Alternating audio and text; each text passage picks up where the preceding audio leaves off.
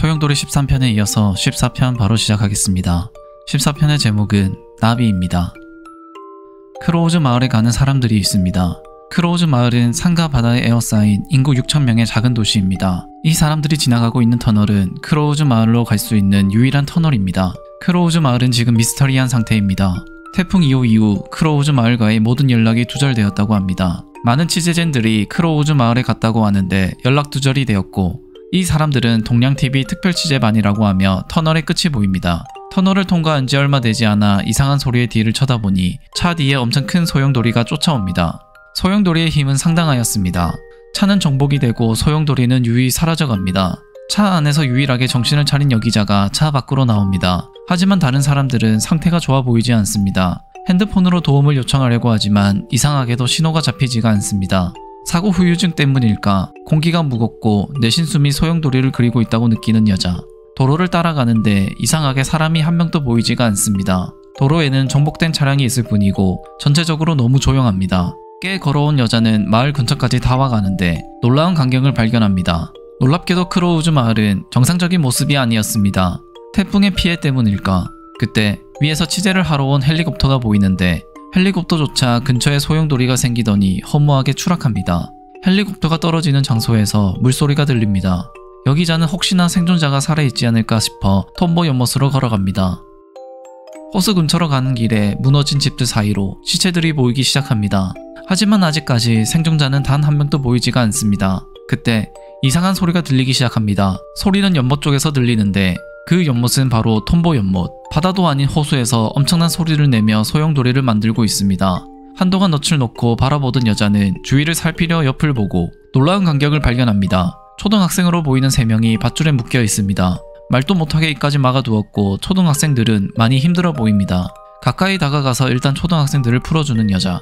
그리고 누가 이런 짓을 했는지 물어보는데 아이들은 이상하게 아무런 대답이 없습니다. 아무리 물어봐도 대답이 없고 어느 집 앞으로 걸어가서 멈춥니다. 그러더니 입으로 바람을 불기 시작하니 금방 소용돌이가 생깁니다.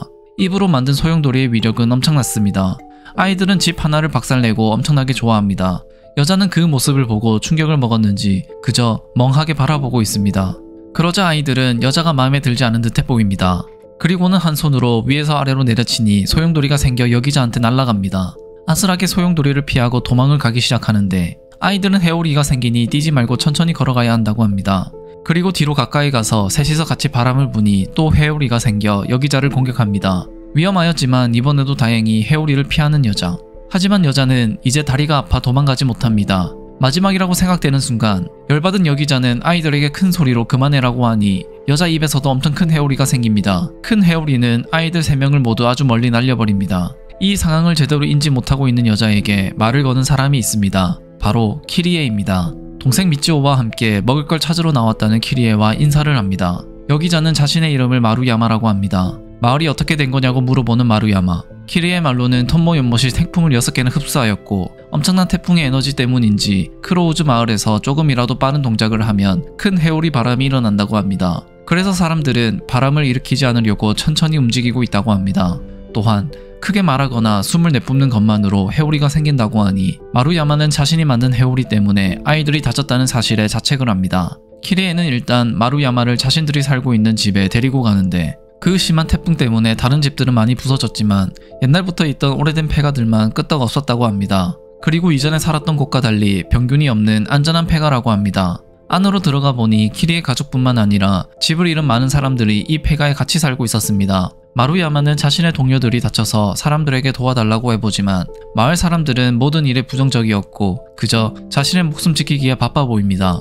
그래도 키리의 가족은 딱한 마루야마를 도와주려고 함께 밖으로 나가려는데 마을 사람들은 부정적인 이야기를 합니다. 이번 태풍 이후 수많은 취재진과 구조대원들이 들어왔지만 무사히 빠져나간 사람은 단 한 사람도 없었습니다. 거기다 이 마을에는 무시무시한 힘이 작용하고 있어서 핸드폰 전파도 닿지 않는다고 합니다. 부정적인 말을 더 이상 듣고 싶지 않아 집 밖에 나가는 키리의 가족과 마루야마 앞에 누군가 나타났습니다. 그들은 조금 전에 마루야마가 날려버린 아이들이었습니다. 그런데 이상하게 한 명이 보이지 않습니다. 한 명은 어디 갔냐고 물어보니 죽었다고 말합니다. 아이들은 마루야마가 죽였다는 말을 하자 마루야마가 당황해하는데 아이들은 그 틈에 갑작스럽게 공격을 해버립니다.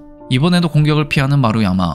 아이들의 기습 공격에 집으로 들어가는 키리의 가족들과 마루야마입니다. 아이들은 가소롭다는 듯이 웃습니다. 허름한 집에 숨은 것이 이해가 되지 않았기 때문입니다. 그렇게 다시 집을 향해 공격을 하는데 키리의 말처럼 폐가는 아무런 영향이 없습니다. 사람들은 아이들을 알고 있었습니다. 알고 보니 이 폐가에 살고 있던 사람들이 저 꼬마들을 묶어두었던 것입니다. 저 아이들은 태풍으로 고아가 된 애들인데 사람들에게 피해를 주고 멀쩡한 집을 부수고 다녔다고 합니다. 허름한 집이 멀쩡하자 아이들은 많이 당황해합니다. 그래서 이번에는 주위에 있는 판자를 잡아 다시 공격합니다. 아까보다 더 큰 해오리가 폐가를 공격하지만 이번에도 집은 멀쩡합니다. 계속해서 불어오는 해오리에 기분이 많이 나빠진 마을 사람들은 힘을 합쳐 아이들에게 바람을 불어봅니다. 마을 사람들의 공격은 정확하게 아이들이 있는 곳으로 날아갔습니다. 그 모습을 보고 재밌다는 듯이 웃고 있는 마을 사람들. 그리고 그 난리에도 구석에 쪼그려 있는 슈이치는 혼잣말을 계속 중얼거리고 있는데 이 마을은 미친 소용돌이야. 마을 전체가 소용돌이로 변하고 있어. 그래, 소용돌이가 되는 거야. 그때 옆에서 사람들이 놀라는 소리가 들립니다. 해오리로 날려버린 아이들이 그 해오리를 타고 마치 나비처럼 날아다니고 있었습니다. 이 마을은 미치기 시작한 것이 분명합니다. 이렇게 소용돌이 14편도 끝이 났습니다. 마을 전체의 저주가 시작이 되었습니다. 어떻게 보셨나요? 다음 편은 혼돈이 시작됩니다. 다음 편 제목 또한 혼돈입니다. 재밌게 보셨다면 구독과 좋아요 부탁드립니다. 감사합니다.